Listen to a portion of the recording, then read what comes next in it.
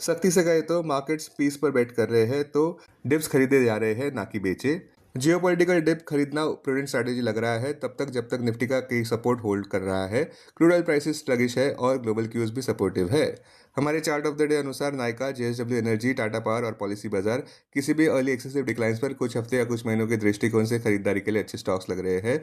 JSW energy खरीदारी के लिए अच्छा लग रहा है, closing price 536, current market price पर खरीदारी, स्टॉप 503, लक्ष्य 557 और उसके बाद 581, आक्रामक लक्ष्य 609 पर। इंटरवीक स्ट्रेटेजी रैशनल, एक बड़ा रिबाउंड लोअर कंसोलिडेशन जोन से डेली चार्ट्स पर नजर आता हुआ। अहम इंटरवीक सपोर्ट 473 मार्क पर, मेजर हर्डल्स 557 मार्क पर, 200 डीएमए 506 मार्क पर।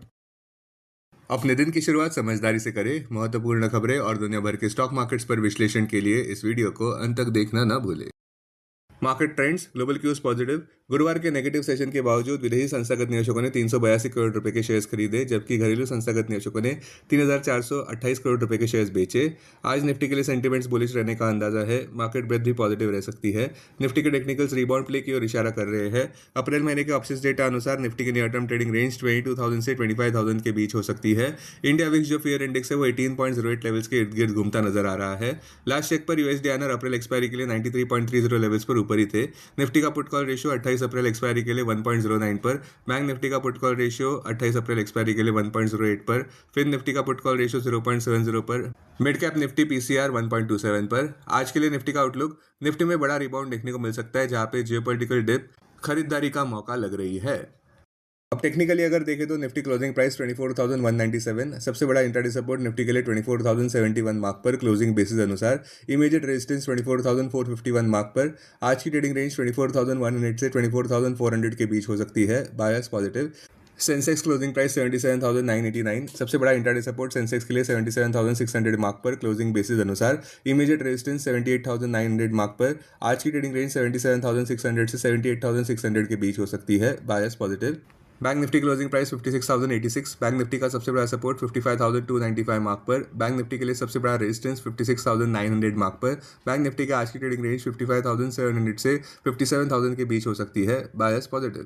हमारे चार्ट ऑफ द डे अनुसार टाटा पावर खरीदारी के लिए अच्छा लग रहा है, closing price 426.60, current market price पर खरीदारी, स्टॉप 397, लक्ष्य 433 और उसके बाद 457, आक्रामक लक्ष्य 479 पर। इंटरवीक स्ट्रेटेजी रैशनल, एक बड़ा ब्रेकआउट हायर कंसोलिडेशन जोन से डेली चार्ट्स पर नजर आता हुआ। अहम इंटरवीक सपोर्ट 389 मार्क पर, मेजर हर्डल्स 433 मार्क पर, 200 डीएमए 387 मार्क पर।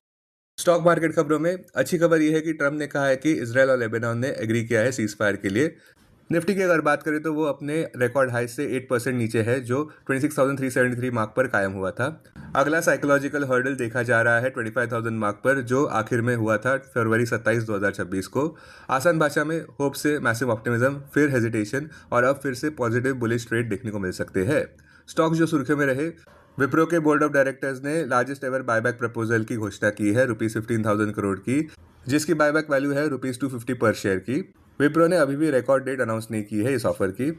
इन्फोसिस के Q4 रिजल्ट्स आने वाले हैं अप्रैल 23, 2026 को। HDB फाइनेंशियल सर्विसेज 6.47% ऊपर बढ़ता नजर आया, जहां पे कंपनी ने 41.4% इंक्रीज दर्ज किया है पोस्ट टैक्स प्रॉफिट में ₹751 करोड़ पर। यही आंकड़ा पिछले साल इसी क्वार्टर में ₹531 करोड़ पर था। रेलटेल कॉप कंसोलिडेट होता हुआ नजर आया, जहां पे कंपनी को ₹100 करोड़ का LOL मिला है IT सिस्टम के लिए, जिसमें वे मॉनिटर करने वाले हैं मिनरल्स कोंकण डिवीजन में। HG फिनसर्व लगभग 12% ऊपर बढ़ता नजर आया, जहां पे कंपनी ने अच्छे Q4 FY26 रिजल्ट्स दर्ज किए। Stand alone net profit 78% year on year बढ़ा ₹42.3 करोड़ पर Q4 FY26 में। यही आंकड़ा पिछले साल इसी क्वार्टर में ₹23.8 करोड़ पर था। जॉन कॉकरेल इंडिया लगभग 4% ऊपर बढ़ता नजर आया, जहां पे कंपनी को कॉन्ट्रैक्ट फॉर्म मिला JSW स्टील कोटेड प्रोडक्ट्स से, जिसमें वे continuous galvanising line CGL number 3 design करने वाले हैं खोपोली प्लांट में। एलेम्बिक फार्मास्यूटिकल्स 1% से ऊपर बढ़ता नजर आया, जहां पे कंपनी को फाइनल अप्रूवल मिला है US FDA से उनके abbreviated new drug application methotrexate injection USP के लिए। अब डेरिवेटिव्स डेटा डैशबोर्ड पर ध्यान देते हैं। Nifty April futures last traded price 24,186, discount -11।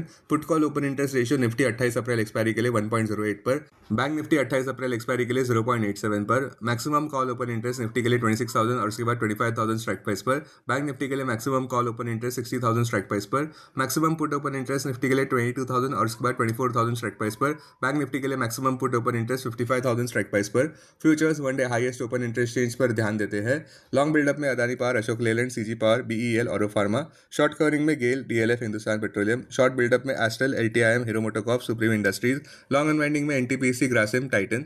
आज स्टॉक जो एफएनओ बैन में है वो है स्टील अथॉरिटी ऑफ इंडिया और सनमान कैप। अब बीएसई डेरिवेटिव्स डेटा डैशबोर्ड पर ध्यान देते हैं।